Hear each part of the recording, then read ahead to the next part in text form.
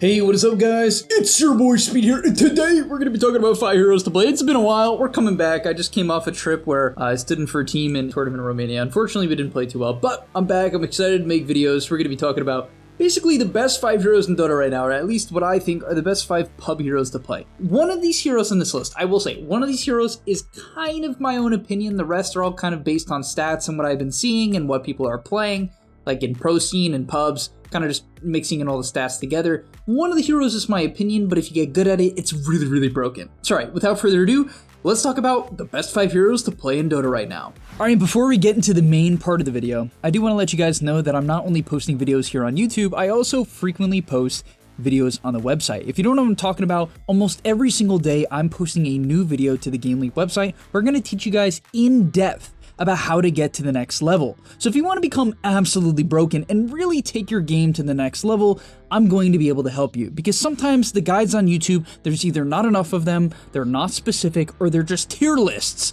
which I know you guys love, but at the end of the day, the Game League website is going to help you get to the next level. So click the link down below and sign up. Alright, getting into number 5, we have Gyrocopter Carry. Honestly, all these heroes are pretty interchangeable, because Gyrocopter is really broken right now. Like, in Europe, when I was playing the pubs, every game without fail, it was either banned or picked in the first phase as a carry. Now, that might seem crazy because, like, how in the world can you just first pick a carry? Isn't it gonna get countered? Well, it's very unclear right now how to counterpick Gyrocopter. Some ideas are anti-healing, such as Doom and Ancient Apparition. There's something like Sven. Sven's going around right now, that's decent, like burst damage is pretty good. There's also like Terribly with Scotty, but BKB got buffed, where if you're BKB, you don't get slowed by Scotty anymore. I don't know if you guys knew that, but that's true. And so it's just hard to counter Gyro, man. This buff to Flak, where when he has Ags going and Flak is going, he just hits 2 targets instead of 1. The Flak Night Vision is insane. The slow resistance on Rocket Barrage is insane. The ulti damage got buffed. Like, it was just buff and buff. Oh, Crystallis got buffed. It's just like buff, buff, buff. This hero just got buffed to hell. Like, everything got buffed. I'm not even kidding. Like, it's just insane. It's a good laner. It scales well in the mid game. It farms fast. Like, literally with the design of the camps right now and how the camps are set up, the small camp and the medium camp, the small camp and the medium camp behind the tier 1, the one in front of the tier 1 on both sides, you can farm a Flak incredibly efficiently, and then eventually you just take Triangle. It's an incredibly easy build. If you don't know what to do, it's just like basically Wraithband, Wand, Shreds. Sometimes you just cut out one of those items. Then you go Crystallis. After Crystallis, you go Ags. Then you go Satanic or BKB. If it's a free game, you go Satanic and you 1v9. If it's not, you have to go BKB, then you go Daedalus. There are some other variants, such as like Silver Edge, and some people go Maelstrom with the Ags. It is pretty good. But yeah, this hero is broken, guys. You click your buttons, you do too much damage. It's a reliable hero, and it has very few counters. Alright, getting into the 4th hero on this list, it got some very notable buffs, and it's currently almost the highest winner hero on Dota buff, and the highest winner hero on Pro Tracker. This hero's win rate is nuts, and that is Tree Protector, currently sitting at a 54% win rate. No, it is the highest on both. It's the highest on both. The hero's win rate on Pro Tracker is 59 over 2,000 games. I don't even know how that's possible. Honestly, it looks like a bug at first glance, but this hero is just winning. And I will say, when I play against it, here's what I'll notice. Okay, they slightly buffed Leech Seed. Well, I say slightly, but it wasn't that slight. So, for a little bit of context, Leech Seed, it does damage and heal 25 per second for 5 seconds, right? So it does 125 damage and heal. That means that if you click this on someone, you're doing 125 damage, but you're also, well, healing yourself. That's a 250 total HP swing. And then it works on your creep wave, and that might seem like a bad thing, but I don't really feel like it is. The reason why is, well, if you're trying to keep the lane back, sure, but if you're playing aggressive, you can heal up your wave, you're gonna have a double wave, and then you hit level 2 first. And here's how it plays out. You hit level 2 first, and then when you hit level 2, you use Leech Seed, Nature's Grasp, they both slow, and then you drop a Blood Grenade, that slows, and all of a sudden you have a situation where you get first blood, because you've pushed in the creep wave because Leech Seed heals your wave, right? You hit level 2 first because you're killing creeps and they aren't, and then you get first blood. It's happened multiple times. I see it very frequently. It's something, if you can actively abuse it, it's nuts. And then the other thing that they buffed about this hero, outside of Leech Seed going from 20 to 25, heal at level 1, it's just 5 better at all levels, but it's particularly noticeable at level 1. The other thing they did is they buffed Nature's Guise very hard. What is Nature's Guise? Well, it's your passive. If you don't take damage for 3 seconds, you can walk through the trees. It gives you 12% movement speed when that's the case. You use this to trade in the lane. You use this with your shard, because when you buy your shard, then you turn invis, but they buffed it very hard. Basically, your Nature's Grasp now counts as trees. So previously you had a problem where, especially when you have your shard and you want to go invis and scout, you had an issue where it was hard to cross certain tree lines. But now with the Nature's Grasp, well, that counts as trees. And this is also good because even in the laning stage, right, it's good for crossing the trees when you're invis, but during the laning stage, right, if you put down Nature's Grasp and you want to close the gap, you have 12% extra movement speed. Previously, if you left the tree line to go hit a support or a core, you would lose the movement speed. Now, if you drop Q and then go to trade, you don't. You can see why this is good, right? It's just going to allow you to stay invis in the mid game and also close the gap and do damage at any point in the game. So the buffs kind of just added up, right? They really added up. Oh, they also buffed the tree search radius from 150 to 200. Basically, that makes it where you can hit people from out of invis much easier, and you get the 12% movement speed for much longer. So the hero just got buffed and buffed and buffed, right? I also think somewhat it's a meta thing.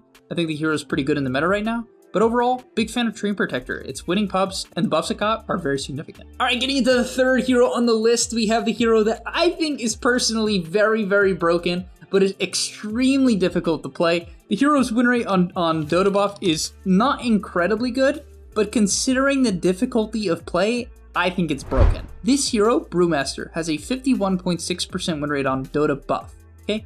It's a very hard hero. The micro is incredibly difficult, and even when you're not ultied, you have to switch between the stances to get maximum value.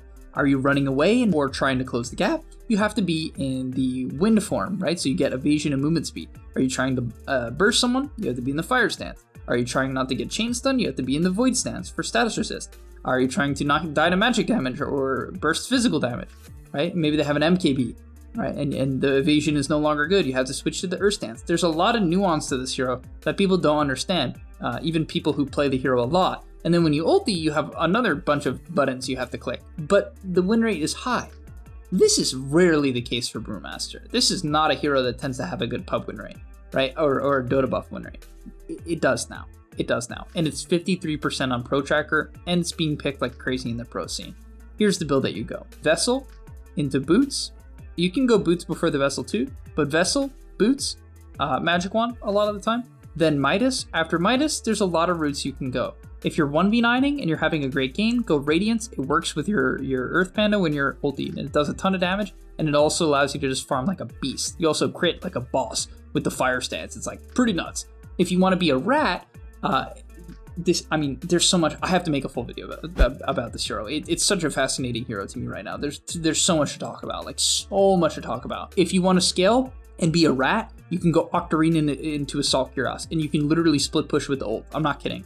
Also, I forgot to mention, you should buy your shard almost every game. The shard, if you don't know what it does, makes your ulti last for 12 extra seconds. It usually lasts for 18. It's so much longer. It's insane. And what's really broken about the shard is that, let's say they kill your Earth Panda, or they're chasing your Earth Panda, because you know when split ends, you end up on the Earth Panda, right? But with the shard, you can cancel it and end up on any of the pandas. So you can't really just focus any of the pandas down. It doesn't work. He can do whatever he wants and live very easily as a result of this. So yeah, it's just, the shard is insane. So you go Midas, shard. Then if you're dying to burst, your team needs a pipe, you can buy a pipe. You can go utility. You can go Assault Cuirass if your team needs physical. You can buy anything. I mean, you can literally buy anything. And when a hero can buy anything, it definitely makes the hero way better.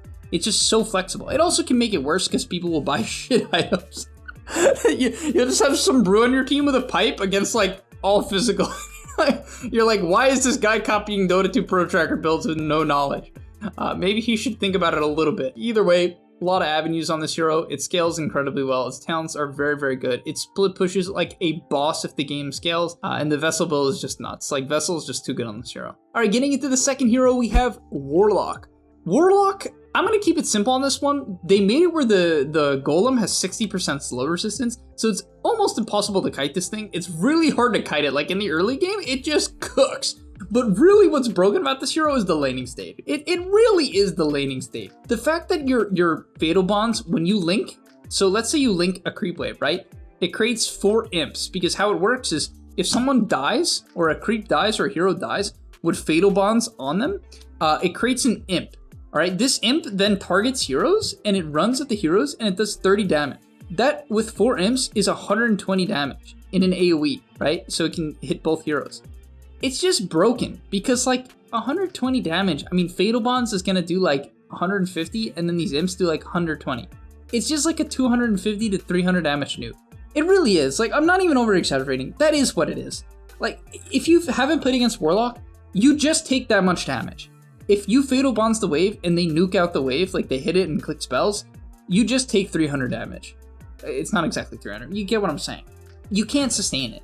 And then eventually, if the lane is easy for Warlock, he just drops a blood grenade on you, clicks Upheaval, and you die. Okay, if the lane is hard, maybe it's a bit of a more difficult matchup, right? He just skills Shadow Word. And so the versatility of the hero is insane. Hard lane, Shadow Word. Easy lane, Upheaval. It's incredibly easy. And Shadow Word is an 150 heal. It's also 150 nuke at level 1. This ability does a ton of damage and a ton of heal at level 1. So Warlock's just a broken laner. It scales well because Fatal Bonds and Upheaval are good teamfight spells. They also buffed Upheaval pretty hard. It's just a strong spell. The Fatal Bonds, by the way, the imps scale with levels. So like when you scale up Fatal Bonds, like it just does so much damage as well. If you use it on a creep wave, it just cooks. Like in the mid game, this hero can 1v9 fights. I mean, early mid game, it just 1v9s because of the Golem Solar Assist and Fatal Bond spawning imps. It just 1v9s. Like if you get off a good Fatal Bond and a decent ulti, you just carry the fight alone in the early game. It's really as simple as that. Because of how hard they've buffed these spells, it is as simple as that. Even Upheaval just does so much damage because people don't know max Upheaval does 110 damage per second. When it's max damage, it takes a bit of time for it to get strong. But yeah, this hero just cooked, guys. It's really easy and it just straight up cooks. All right, and finally, last but not least, maybe the most broken hero in Dota right now, or one of the most broken heroes, is Nature's Prophet. I'm sure a lot of you guys have tested the support Prophet build. If you haven't, it just does so much damage. And like, it feels so bad to play against because if you eat a tango to get out of the trees, you don't heal.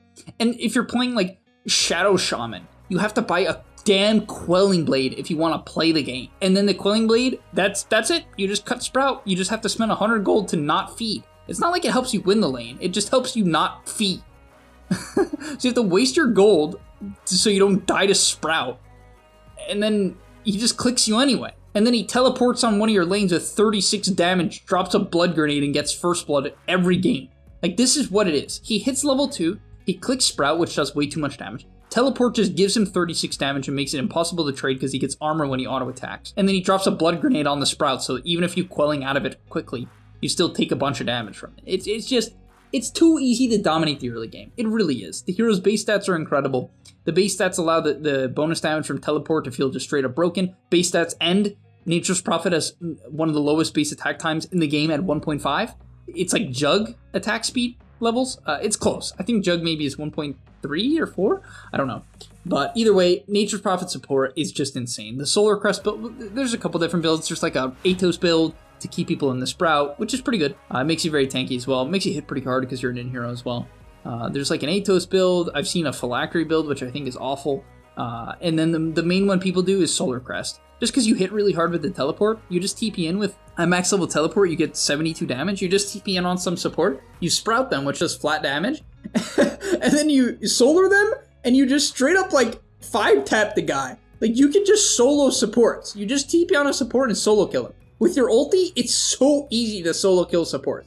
Like, it's a joke at how well this hero just solo. Even cores, if they're just slightly low, can just die to level 7 Furion with max Sprout. Right? If they don't have a way out of Sprout, they just die because of how much damage these abilities give. And yeah, from there, a couple things to note as well. If you can TP on the enemy Wisdom Rune and steal it, GG. Game's over. You're going to hit level 6 first by a large margin, and you're just going to dominate the mid game. Because Furion's ulti is just one of the most oppressive ultis in the game. It just is. Right? It does so much damage to everyone on the map. It pushes in all the waves, which can be good.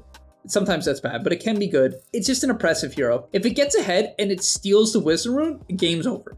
Like, it's so hard to play from there. It's just so hard.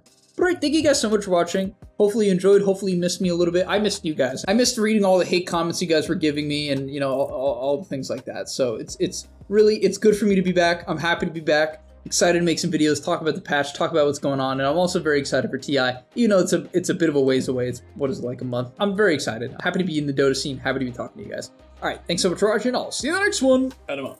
Peace. And that's all, but remember, before you leave, come on, before you tune out, subscribe to the Game Leap website where we are going to help you get to the next rank. If you're stuck, click the link down below, and I'm out. Peace.